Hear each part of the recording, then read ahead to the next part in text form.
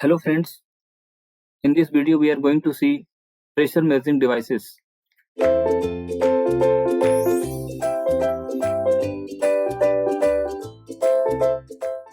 So what are the different pressure measuring devices we are having? So I have made a very good classification here. You can see for the pressure measuring devices, a good classification for all the devices present in the subject as well as in your fluid mechanics book I have mentioned here. This will help you to understand the different classification and types of manometer used for measuring the pressure. So first one, the broad classification here is your manometer. One is a manometer and mechanical gauges, right? Mechanical gauges.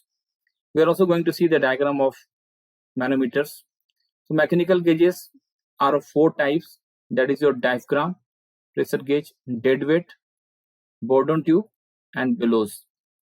So pressure measuring devices first classified into two types. One is manometer and mechanical gauges. Four types of mechanical gauges are there: diaphragm, deadweight, Bourdon tube, and bellows.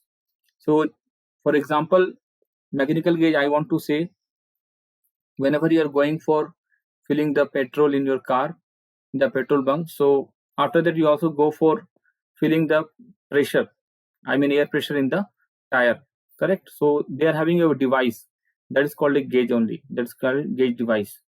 So that mechanical gauge is used to measure the pressure inside the tire. So it will give you, the moment you connect, it will give you the reading. So that is a type of mechanical gauge.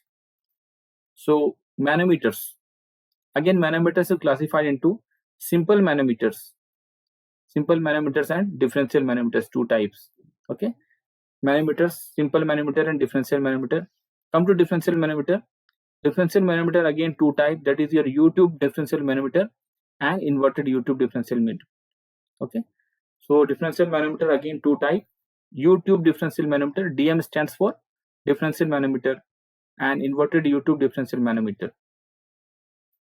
Coming to simple manometer, we are having piezometer, first one, then U-tube manometer and single column manometer.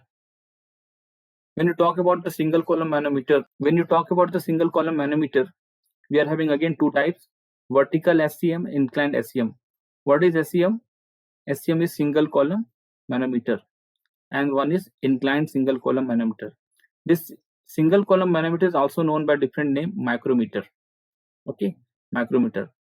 So question is, sir, what are the important device or manometers we have to study for this subject, right?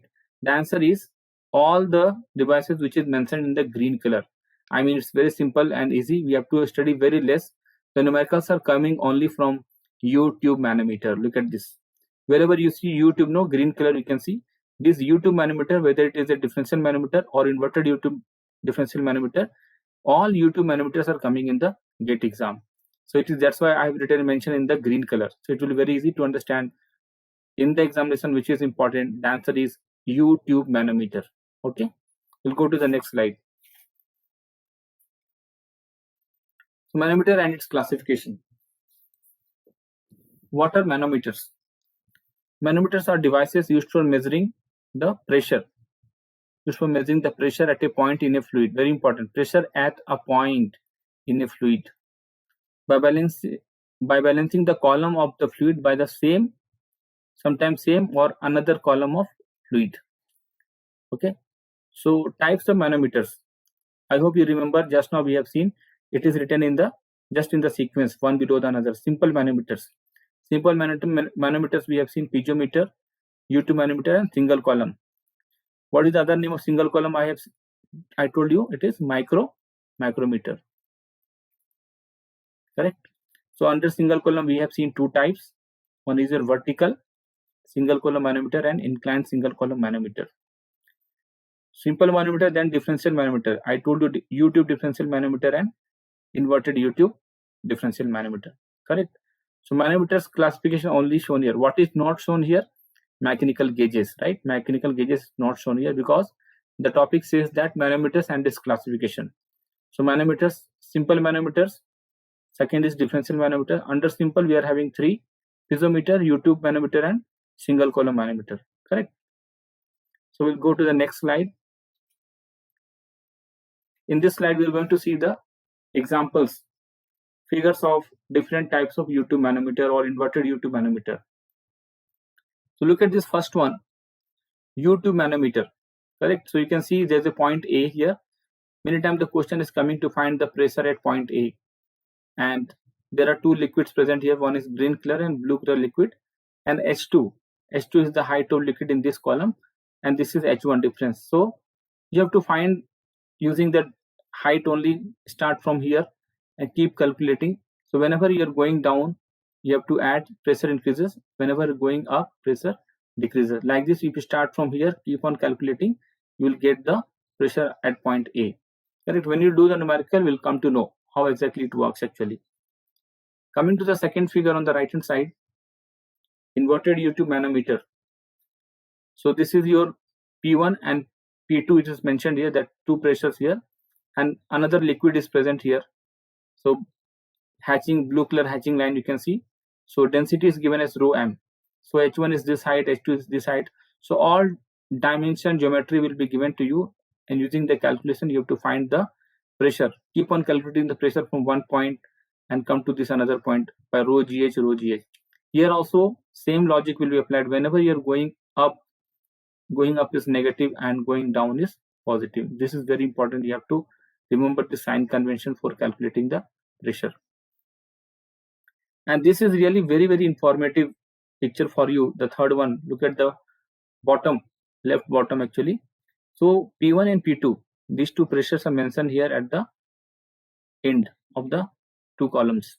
So when P1 and P2 both are same in magnitude, then look at the liquid column. It is same actually. Look at this liquid column, right? Liquid column is same actually. But when P1 is greater than P2, then it will press the liquid down below this reference line, and so the same amount of liquid will rise in this column, right? So this X equal to this Y, correct or not? Because same amount of liquid will rise here, but this will be pressed down because of the high pressure. If P1 is less pressure, look at this, if P1 is less than P2 in this condition, so that means P2 is higher, so P2 will press the liquid down below the reference line, and so the same amount of height or depth, it will increase in the Y, X equal to Y. Okay, so definitely X equal to Y here we can write. So question is, by looking into the condition, I mean by looking into the level of the liquid, you should be able to understand that in which column the pressure is higher. The pressure is higher here in P2, very simple, right? I hope you understood. Now look at the last one, inverted U2 differential manometer. Sometimes they'll ask you to find the difference of pressure between A and B, and the question will be something like PA minus PB you have to find. Calculate in Pascal or kilopascal. So this is also a gate question definitely. So H1, H2, H, all these dimensions will be given to you clearly, and there will be reference line. Sometimes it is not their reference line, then you have to draw the reference line wherever there is a change of liquid, and keep on calculating the pressure. So if you're going up, again I want to tell you negative, going down is positive, and then using this formula definitely you will be able to calculate the pressure. Look at the last note, very important. Reading of manometer, sometimes it is given that manometer reading is 15 mm, something like this. Many students are not understanding what is 15 mm actually. So reading of manometer means difference in mercury level in the two columns of manometer. Difference in mercury levels in the two columns of manometer. So 15 mm is the difference in mercury level. Difference in level. Right? Difference in level. Okay. Thank you.